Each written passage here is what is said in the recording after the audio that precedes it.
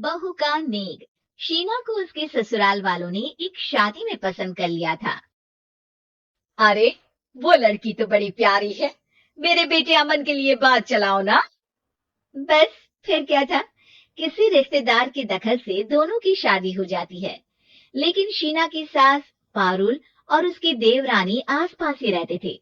शादी के बाद शीना कहती है, सुनिए जी, ये चौका छूने की क्या रस्म होती है, जानते हैं क्या आप? अरे नहीं यार। हाँ, पर मम्मी को चाची से बोलते सुना था कि आज तुमको किचन की जिम्मेदारी देंगे, तो वो लोग आ रहे हैं खाना खाने हमारे घर। हे भगवान, ये कैसी रस्म है? साड़ी पहनकर किचन में खाना बनाना, ये तो कंप्यूटर की कोड को डिकोड करने से भी ज्यादा मुश्किल काम है। अरे चिंता क्यों करती हो, माँ है ना, सब संभाल लेंगे। वो बहुत समझदार है। शीना को भी पति की बात ठीक लगती है। वहीं घर पर शीना की चाची सास, ससुर और उनकी बहू खाने पर पहुंचते हैं। शीना की चाची सास उसकी सास से कहती है, अरे कहाँ है दीदी, आप अभी भी किचन में है क्या? रस्म बहू की है या आपकी? चाची की बहू कहती है, हमारी चौका छूने की रस्म थी तो हम तो सुबह 4 बजे ही किचन में पहुंच गए थे। अरे तेरी ताई ने सर पर चढ़ा रखा है रस्म को। शीना सबकी बात सुने बगैर सामने आती है। अरे आज तो तेरी चौका छूने की रस्म थी ना, देर से आई हो। वो चाची, मुझे ना साड़ी बांधने में देर हो गई। तो हक से उठा करो ना, पता है जब नई शादी है, रस्में होनी है, तो फिर थोड़ा कम आराम कर लोगी तो कुछ घट नहीं जाएगा। शीना की सास को बहुत बुरा लगता है कि चाची उसकी बहू से ऐसे बात कर रही है। अरे शीना, चलो किचन में, मैं तुम्हें समझा देती हूँ कि कैसे क्या करना है। देखो, मैंने सब बनाकर यहाँ रख दिया है। तुम्हें सिर्फ हलवा बनाना है। उसकी भी पूरी तैयारी कर दी है बेटा। बस किशमिश डालकर हलवा में मिलाकर लेकर आ जाना। बस फिर क्या था, एक एक कर शीना सारा खाना टेबल पर लगा देती है। अरे बहू ने इतना सब बना दिया, वाह जी वाह। तभी शीना बोल देती है, नहीं नहीं चाची, ये सब तो माँ ने बनाया है, मैंने तो सिर्फ इसे टेबल पर लगाया है। वो साड़ी पहनकर काम करना अभी थोड़ा मुश्किल होगा ना। चाची सास तो सुनकर मानो बिफर ही जाती है।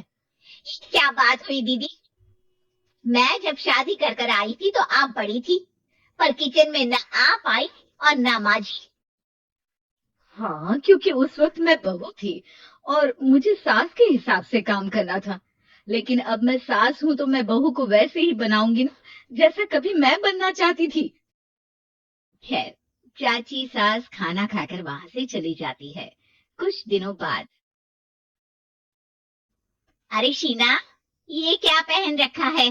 हे भगवान, इस परिवार में क्या हो रहा है? अरे क्या हुआ छोटी, तो क्यों चिल्ला रही हो?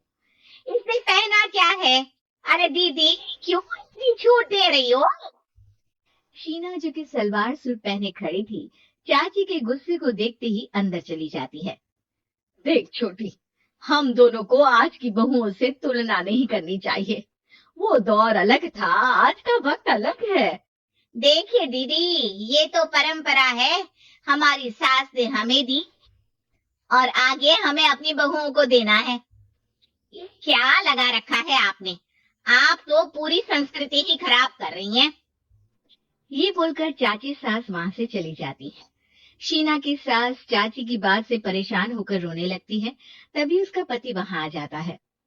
अरे क्या हुआ भाग्यवान, फिर तुम्हारी देवरानी तुमको ताने देकर चली गई है क्या? हाँ, पता नहीं मैं ठीक कर रही हूँ कि नहीं। मुझे तो बहू के सूट पहनने में कुछ गलत नहीं लगता। अरे लोगों की बहुएं तो न जाने क्या क्या पहनकर घूम रही हैं। मैं तो उसकी बुरा नहीं मानती।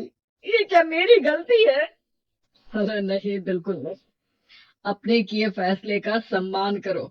ठीक है सब। कुछ दिन निकल जाते हैं। फिर आता है शीना का पहला करवा चौथ। अरे शीना बेटा, ये त्योहार हमारे घर में बहुत मायने रखता है। तुम शाम की पूजा के लिए अच्छे से तैयार हो जाना। और सुनो, चाची सास और उनकी बहू भी यहाँ आएंगी पूजा के लिए, तो खाना भी बनाना है, वो मैं बना लेती हूँ। तुम बस आज के दिन साड़ी पहनना बेटा। शीना समझ नहीं पाती है कि चाची सास के आने पर उसकी सास उसे साड़ी पहनने को क्यों बोलती है। नहीं नहीं बाजी, मैं सारा खाना बना लूंगी, आप उसकी चिंता ना करिए, अब तो मैंने सब कुछ सीख लिया है। शीना की सास उसकी बात पर खुश हो जाती है। छोटी को पता न चले ही कि मेरी बहू घर में सूट पहनती है, तो मैंने आज साड़ी पहनने को बोल दिया। क्यों लोगों को बिना वजह बात बनाने का मौका दें। शाम को सब पूजा पाठ करके बैठे होते हैं कि चाची सास की बहू चाची सास से कहती है, माँ जी, आज के दिन तो आप लोगों के घर बहुओं को नेक दिया जाता है ना। हाँ हाँ बहू, बोलना, तुझे तेरी सास से क्या चाहिए।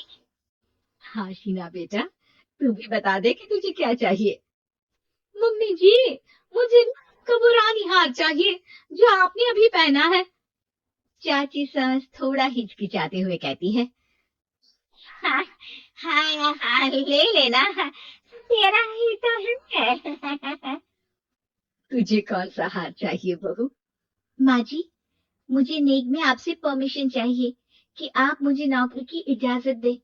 आप तो जानती हैं कि मैं और ये एक ही कॉलेज में एक ही क्लास में साथ में थे, लेकिन आज वो कहाँ है और मैं कहाँ। वाह जी वाह, ये भी सुनना बाकी रह गया था, इस खानदान की बहू नौकरी करने बाहर जाएगी। अरे मैं भी तो इंटर पास हूँ, पूरे सेकंड डिवीजन, लेकिन कभी मजाल है कि नौकरी की बात की हूँ। पर दीदी, मैंने एमबीए किया है, वो भी बड़े संस्थान से। तभी शीना का पति और ससुर भी वहां आ जाते हैं।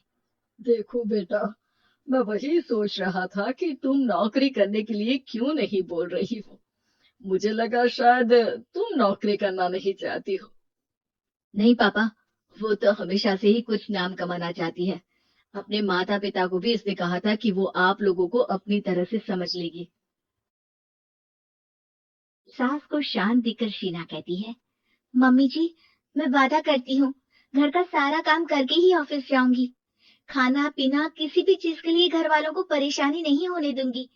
वक्त से पहले उठूंगी और काम वाली को भी हटवा दूंगी। शीना की बात सुनकर सास हंस पड़ती है। अरे शीना, ये ज्यादा हो गया। बिल्कुल काम करो बेटा, पढ़ी लिखी हो, नौकरी में अच्छा कर सकती हो। जरूर बेटा, दिया तुम्हें तुम्हारा नेग।